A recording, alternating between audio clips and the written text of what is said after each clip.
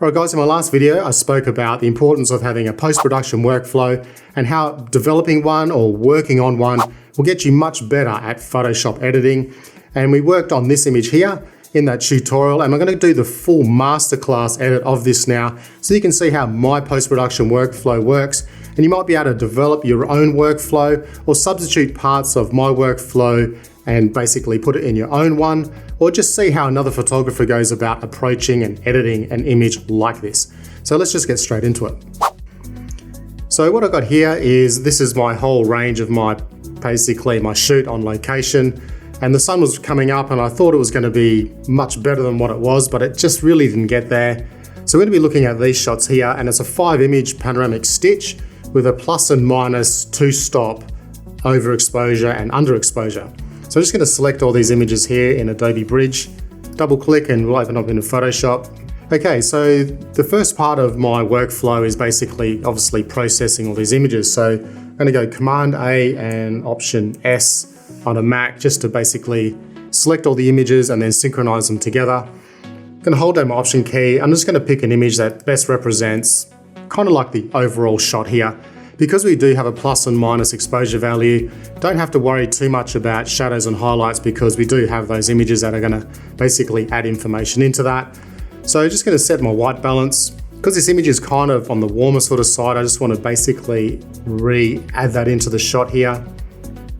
Going to look at my Adobe color profiles, see what they sort of come out like. So landscape looks pretty good, though it has put a bit of the blue up the top here, but we can sort of fix that a little bit later. So just going to come down, I'm just going to basically close down highlights, open up shadows. And what I'm looking at doing is I'm trying to get my base image here the best I possibly can, and then the other two images are basically going to complement this. So I might just add a little bit of clarity, shadows, highlights. Probably not going to do too much in the way of contrast, maybe just like +5. Obviously I don't need to do anything with the exposure. I'm going to come down to my optics, remove chromatic aberration, use profile lens corrections. And because I shoot with a Metabones adapter with a Sony body with a Canon lens, I just got to manually pick that, otherwise it'd just be automatically selected. So the next thing I'm going to do is I'm going to come in and I can do my color grading.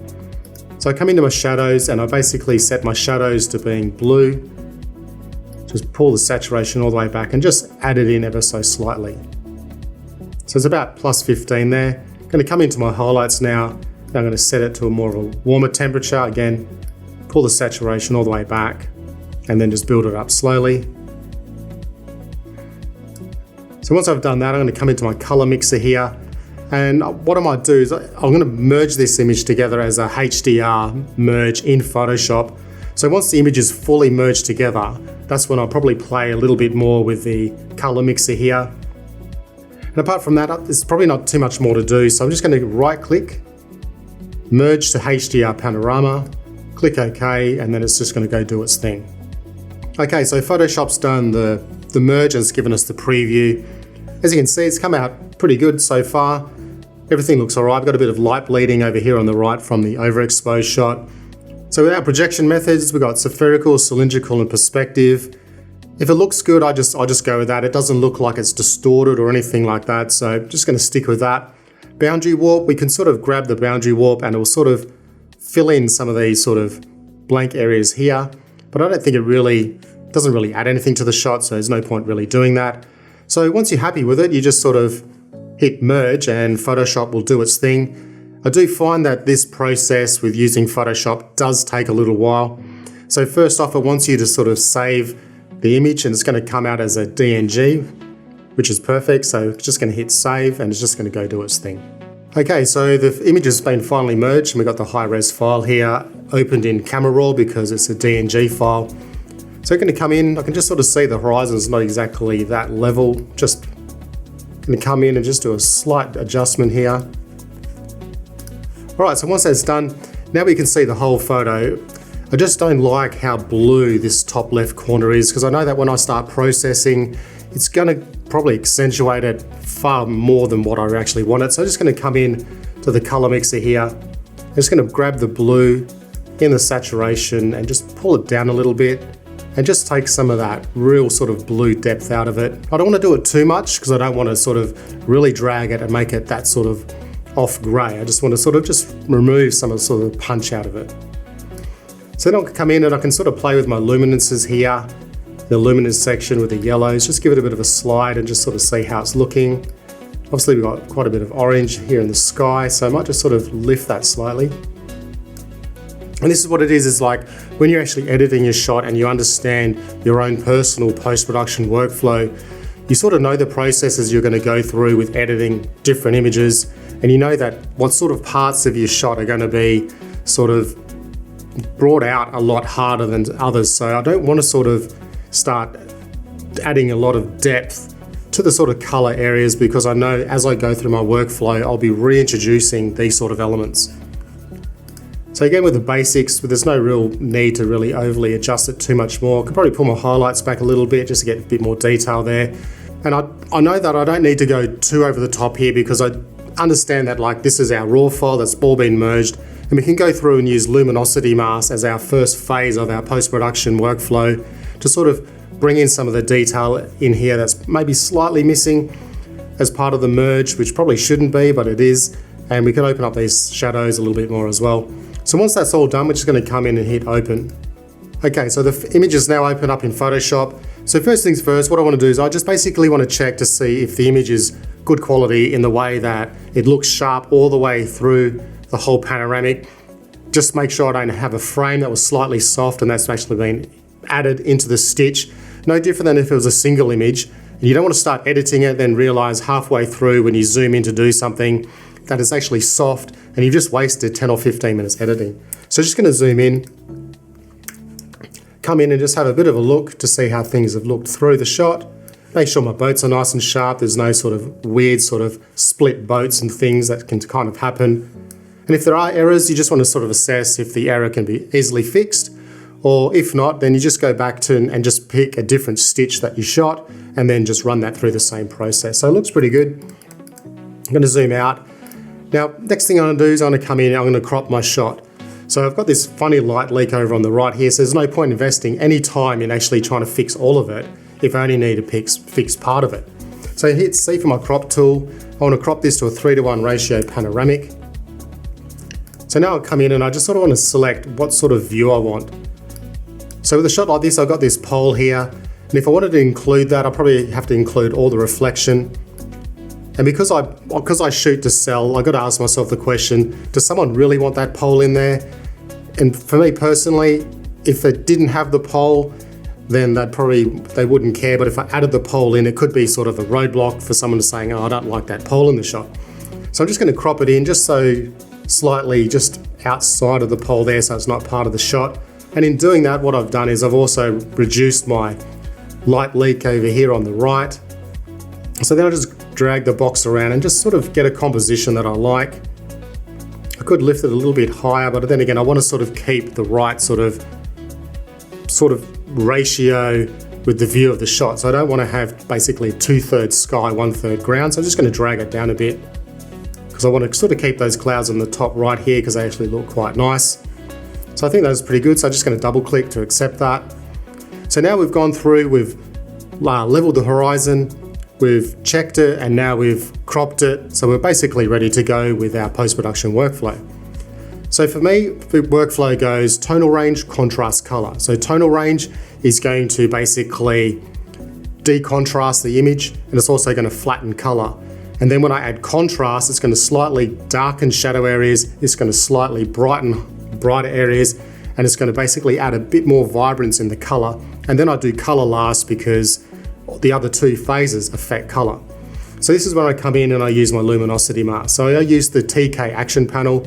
You can download a free version of this on the website, and I'll leave a link to that in the description.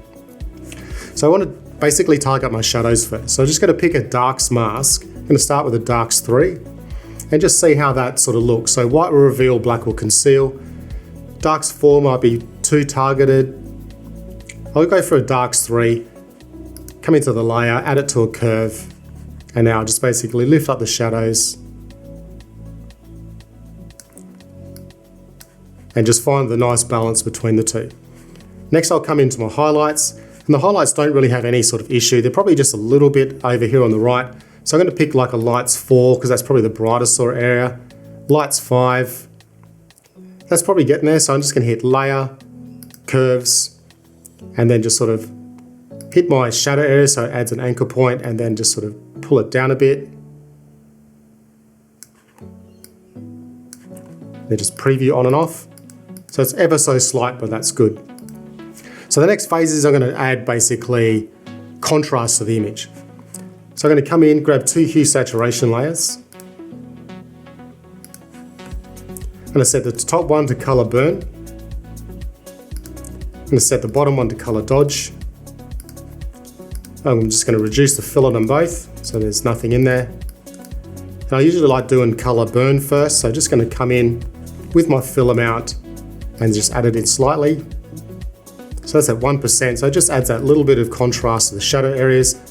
And now with the color burn or color dodge, you do the same sort of thing and you can just sort of add it in a bit higher. It just gives that contrast pop to your shot.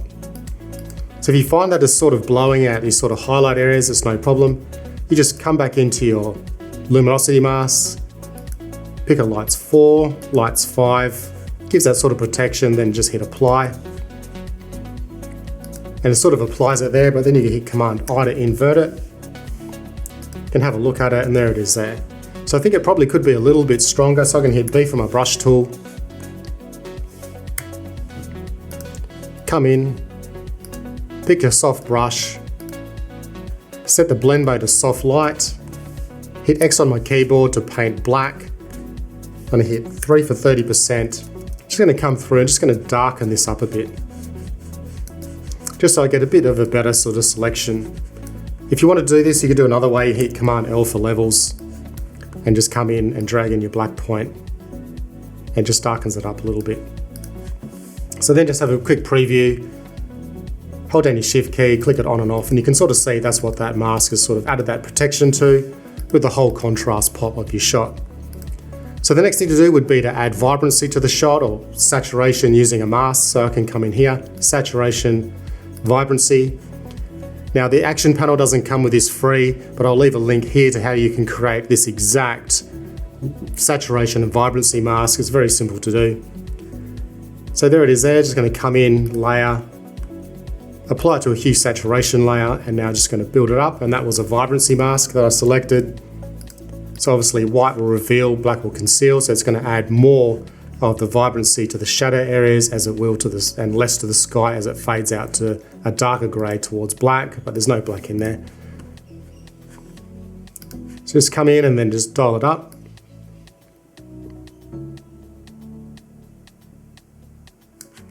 So before, after, so it's just a slight change. So for me, those 3 components, the tonal range, contrast, color, is what I call like my foundational building block sort of to my edit. So this is basically me just trying to get everything kind of right before I start to look at the image and go, all right, now what needs doing? And that's more what I call now the refinement phase of the editing, which is where you're basically going to bring it far more to life. I've balanced my tonal range, I've added contrast to the image, contrast in the shadows, the highlights, and then I've added basically my base color addition to the image. So when I look at the shot here, I've got obviously the light leak on the right, and what I really wanted with this shot was for the sun to come up and cast warm color over these sort of hills here with the trees on them. But because it didn't happen, I can make it happen, and we can light paint that through there. So it's pretty easy. So I'm going to address this area on the right first. So first I'm just going to try and get the tonal range right. So I'm going to come in, create a new blank layer, set it to soft light, hit D on my keyboard to set my default colors to black and white, and you can toggle between using X. I'm going to hit 2 on my keyboard to set my opacity to 20%. I'm just going to try and basically dodge this out. So I'll just zoom in a bit more.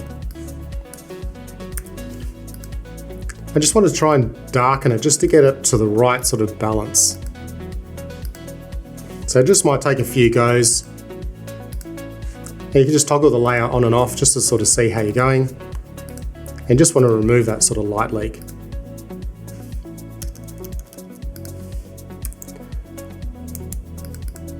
Okay, so I think that's pretty good there. So we can want to light paint a little bit on the right here, and obviously on the left. But I'm going to address the right first. So I'm not going to actually light paint it the way that I'm going to do the left-hand side here. I'm going to come in, I'm going to select gradient. I'm going to set it from linear to radial. Got this dot, so I'm just going to drag this dot here, basically where I want the light to come in on. Going to basically come in, click on the gradient. Going to select a midpoint. And then on the far left, I come in and I pick basically like a warm sort of white. On the far right, I come in and I basically set a neutral grade, which is 128. 127, that's close enough. And then in the middle, this is basically where we're going to set the base main color. So I'm going to come in, I'm going to pick quite a nice warm sort of light. Click OK. OK over there. And now with this here, I'm just going to click OK first. I'm going to set my blend mode to soft light. Double click back in. And now I'm going to adjust the angle.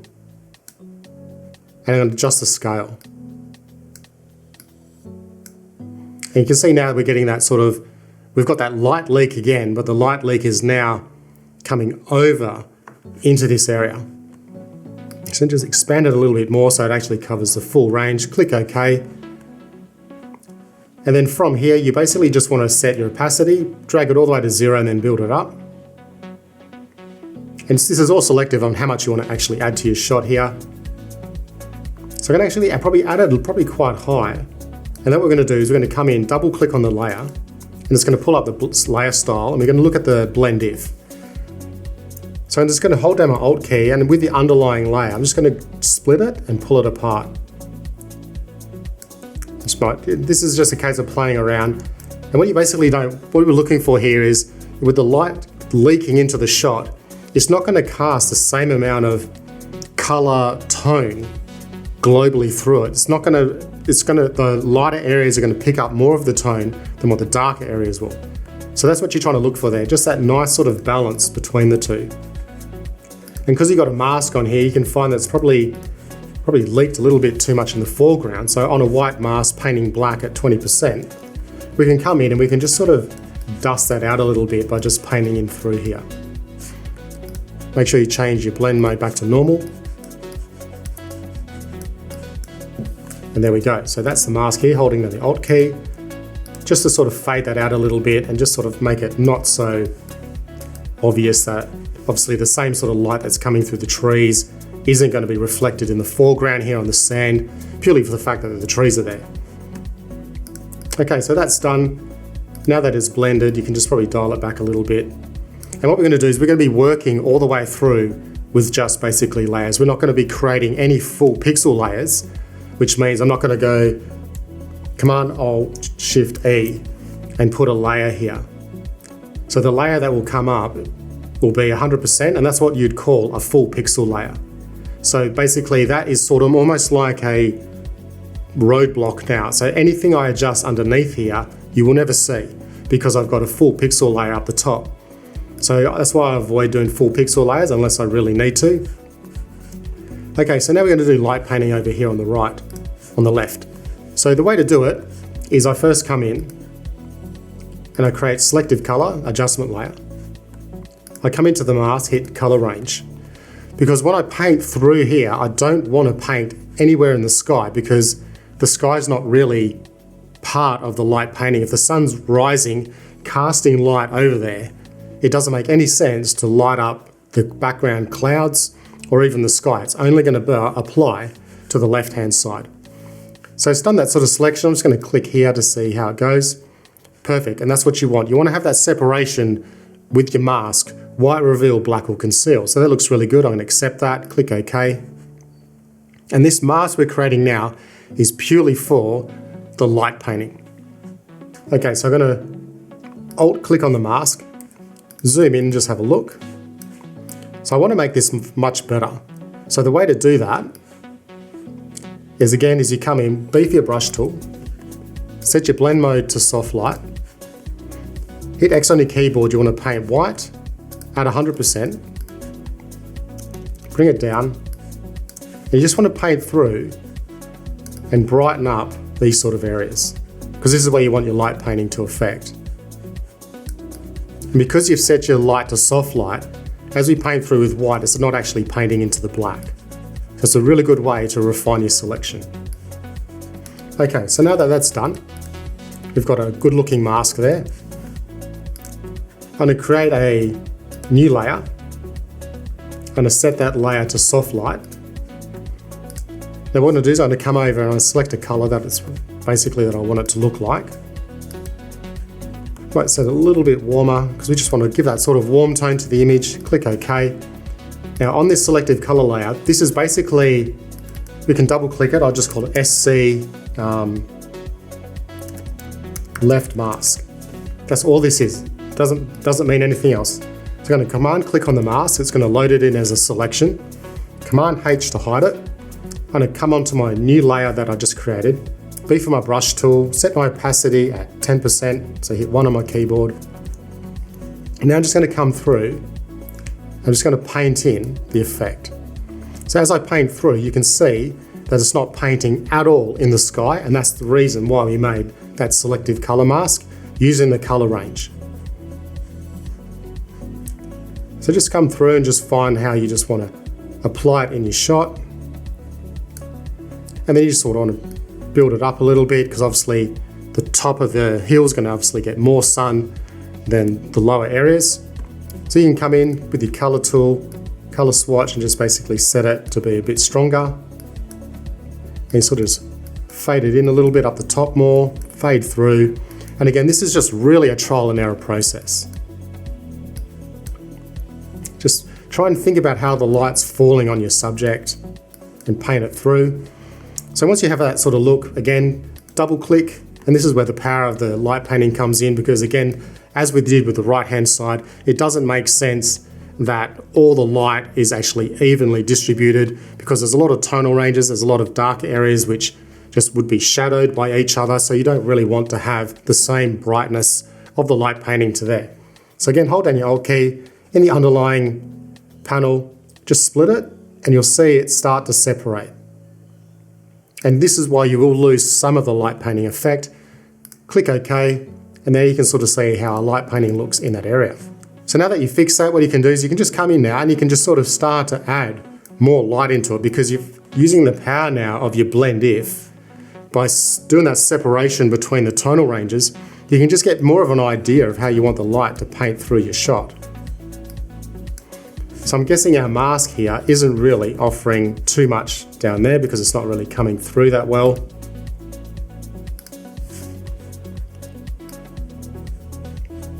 And just balance it all the way through. And then, like with any layer, you can come in with your opacity and just lift it up and just see how it looks. I only want to justly faintly add it into the shot. I don't really want it to be too powerful, because there's other elements in our post-production we're going to go through to sort of enhance sort of certain colors, and it'll probably make it richer. But again, because we're working on all just adjustment layers and layers that aren't full pixel layers, we can go back now. If I wanted to, I can come back into my vibrancy mask and I can make like more of a change if I wanted to. It doesn't matter, because I've worked non-destructively in my workflow, I can actually come through and make all these fine-tuned changes. Okay, so that's done. Next thing I want to do is I probably might want to do some dodge and burn in this here. So I'm just going to call this light paint left. I'm going to do another layer, come in, soft light, and now you're just slowly building up on your image. You're just looking at it, looking at what it needs. I'm going to open up my brackets, I'm going to select probably a darker sort of, maybe a darker sort of brown sort of color. Click OK, open up my brackets, painting at 10%. Just going to zoom out slightly. B for my brush tool, and then I can get a good arc around. I'm going to come through and just dust this through the shot, just to give it that sort of a little bit of a vignette. Up here on the top left, I'm just going to probably change it to a bit of a darker sort of blue here. Just bring it around. Over here I can change it to probably like a darker sort of orange or darker sort of yellow.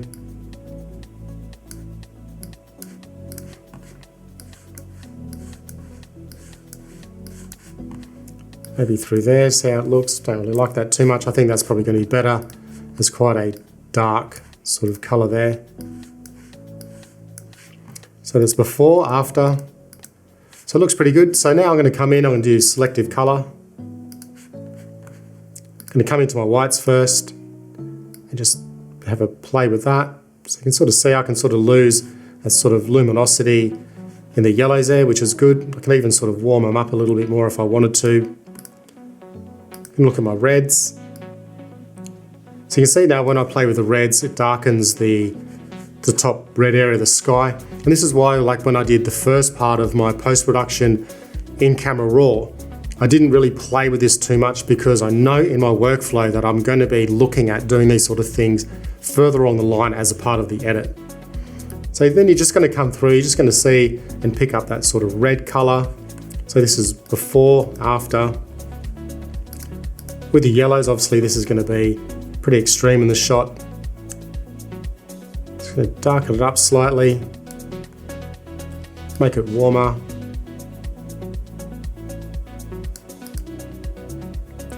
And there's probably not too many blues in here, so if you just want to see, you just drag the slider left and right.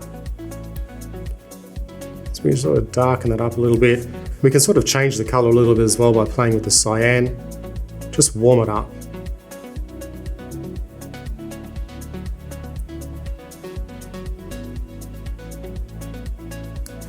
Like that. So if we look now, hold on the Option key, before, after. So we've just sort of built up the shot here. As you can see, adding that light painting looks quite nice. No one would know any difference. But I'm just going to come in with a new layer. I just think we need to dust in a little bit of color here in the foreground. So I'm not going to use any mask for that. I'm just going to come into my color picker. I'm going to pick quite a warm color, but probably a bit more on the orange. Click OK. Close my brackets all the way down at 10%. Just come through like that. Get my opacity. Just build it up slightly. Come into my blend mode. And with the blend if, and just separate it a little bit. So that's before, after. And you can probably just reduce it down a little bit, but I just don't want it to look super cool. Just wanted to add a little bit in there. So next thing I'd do is I'd come into my curves, I'd basically into the mask section again, color range. And I just think these boats just need to be given a little bit more of a pop because they just need to stand out just ever so slightly more. So I'm just going to come in with my color picker and see how it's done a pretty good job there, but it's obviously got a lot of stuff around it. So I'm just going to play with the fuzziness now and just sort of see if I can just sort of reduce. That's it, that's much better. I'm going to click OK. Now, this is our mask, as we can sort of see, zoom in a bit. You can see how it looks quite nice. Again, we only just want to, we don't want to turn these really bright. We just want to, basically we're just massaging the image to get it how we want. So I'm going to click on the layer, just going to increase the brightness. So if I zoom in, you can really see the sort of result that we're looking for here. So I can sort of, again, we don't want to sort of make it so it looks blocked out. Just to give it that, just that little bit extra, just to make sure they stand out a little bit. So then coming in, I'll come in again with another curve adjustment. And I'm really coming to the pointy end of finishing up my edit here. So basically I like to do a bit of a global contrast adjustment. Bring it back down, just to give it that, just that extra little bit of a pop. Might come in over here with my brush tool, painting black at 10%. I can probably just paint in some of that back into the shot. Make it 20%, just fade it out. So then if I turn the mask on and off. I just pulled it back. I'm not sure if you'll be able to see it on YouTube, but I'm just bringing it back a little bit. Now one thing I'm going to do is I'm going to do this. I'm going to come in, do contrast, grab my contrast and drag it all the way. And then I'm going to come into my masks, darks 4. Okay, so the whole reason why doing a decontrast layer is a lot of the time it looks really nice when you don't have a lot of contrast in your shadow areas. So you do basically a contrast adjustment layer, remove all the contrast from it, and then create a darks mask, so white will reveal, black will conceal. So it's going to add basically the decontrast look through these areas, so it looks quite good. So let's see what a darks 3 looks like. Looks quite nice, so I'm just going to hit apply. Before, after. So it actually looks quite nice. I might just dial it back a little bit to 0 and then build it up. And just find the point that you're happy with it, just adding that sort of decontrast. And what I find is it actually also makes your image probably look a little bit sharper in the shadow areas as well. So it's really good. So just to finish this off, I might just come in with another adjustment layer. Set the blend mode to soft light. I'm going to come out to darken this area here. So I'm just going to come in with a darker sort of blue. Click OK, B for my brush tool. Again, you're just trying different things. You just want to see how things look.